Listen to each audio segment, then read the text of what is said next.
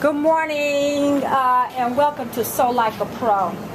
I decided I wanted to replace the cushions on my dining room chairs.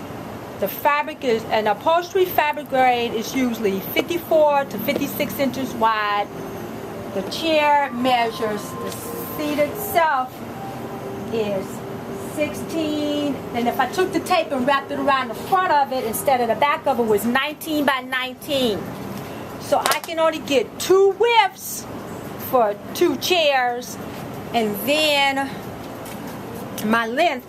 So I decided to cut all my pieces 25 by 25, 26 by 26 squares. So I cut the extra off the end of the width of the fabric. So I have a piece of Dacron. I redid these before several times, so I had to rip all the extra fabric off except for down to the original fabric. Then I put a piece of Dacron and wrapped it, batting like used for quilting, over the top. And then I want to begin to wrap my cushions with my fabric. So you're going to need a hammer, you're going to need a staple gun, and whatever kind of staples that you need to purchase to go with your particular staple gun, and a pair of scissors, some shears.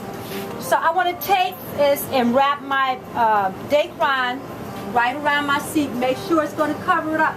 Besides the fact that my new fabric is cream color, my old fabric is black and white stripe. You know I don't want that to show through my new stuff. So I want to begin to wrap it. I want to push the fabric up. There's no need to finish it, serge it, or nothing like that. It's going to be on the bottom.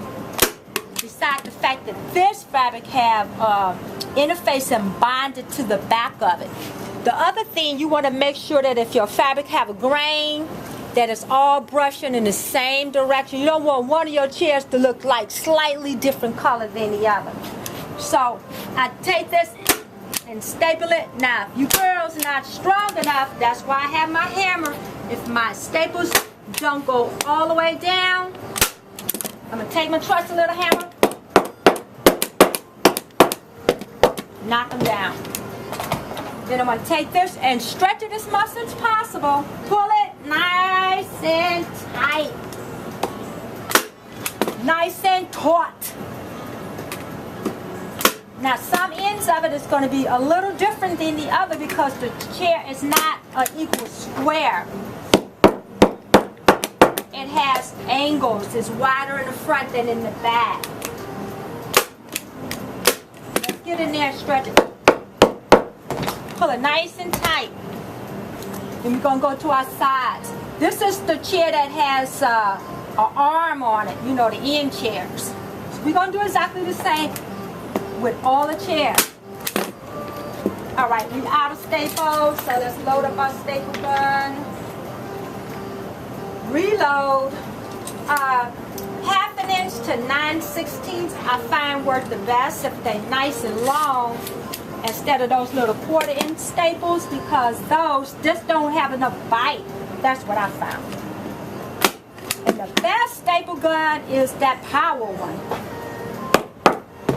Mine is manual. My power one died on me. So I'm going to take this and pull it really taut right here. And I want you just to see. I let them kind of crisscross over a little bit, and I want to take this right around my edge, my corner, and pull it really, really taut, because I don't want any of these ripples or wrinkles to show on the front. So I might have to pull this back a little bit more. Look. Push it up in there. Get a staple up in there. Knock it down. Pull this really, really taut. And then staple it. I did one of these without getting rid of the extra fabric. It didn't work. And with my shears, look, I may have to go in here and cut some of this out. Because you know you're going to have to screw this back onto the base of your chair. So if it's too thick, the screws might not go through it, and then it might not fasten back nice and flat. So I'm going to knock that down, pull it, give it as many staples as you need to make sure it's nice and flat. So that's how we're going to do this all the way around.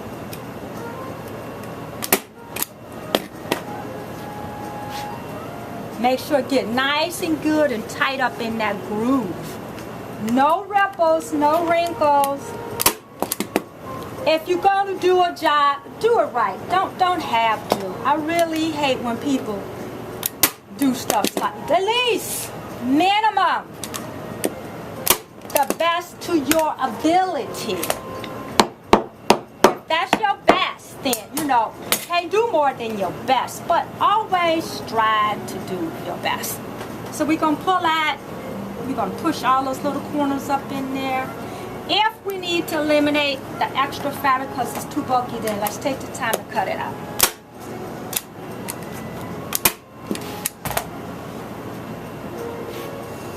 And that seems to need to want to be eliminated. So let's get rid of it. Do it now so you don't have to do it later. You're trying to put it together. It's in the way. Just don't work. So you need some real scissors. You know, you're only good as your tools. So I'm going to take that, pull it back, and staple it.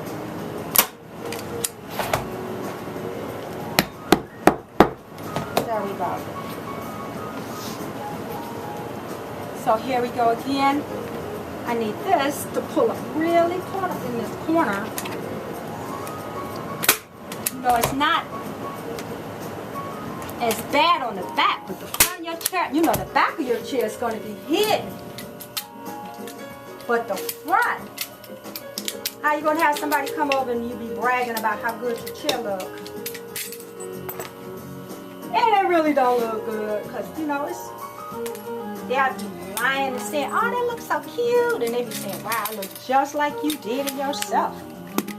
Because you did, but let's just make sure your stuff look on a professional level. No sewing. Of course, you can add cord into it if you like. And the cord with the lip, you can take that also and staple it on. All I do is take it up to another level of professionalism, right? So I want to pull this and make sure that this corner stay nice and round. So I need to pull it back and staple it. Nice and taut. Then I'm going to go and grab my corner pillow and pull that. As tight as possible so it's nice and smooth and rounded out in my front. I want my chairs to look like a pro did it. And I did it. Saved all the money. Now I did go to Fishman Fabrics and I found this in the remnant section. It's a beautiful piece of cream off-white upholstery fabric for $7. So look, you can redo your own dining room chairs. Pick out a Saturday where you're not busy. Make it all happen in a day. You can have the fabric pre-cut, ready to go. Then the next day, you can just unscrew all the seats. And then the next day, you can just wrap them and staple them all and assemble them and done. Chairs look good. Didn't cost a lot of money. You did it yourself. Beautiful, beautiful job. This is the best way I know to make a change in the house without going out buying new furniture. I mean, because really, it's not many times that I use my dining room chairs. But I can make them look beautiful when I'm ready for a change. Change is good. Don't let it cost you a lot of money. So now when I flip it over, look at that. Look at those front corners. Look at that. Take the time to do a beautiful job. Sew like a pro. Slip covers like a pro. Look at the front ends. Look at my side with my arm. Look at the back. Just take your time and wrap and staple it. Don't have to be in a hurry like me to get this video done. And you can make it look perfect, and you will brag about how beautiful your seat cushions look, and you did it yourself. May God bless all your sewing and decorating projects. And remember, we always want to sew like a pro. God bless you. Bye.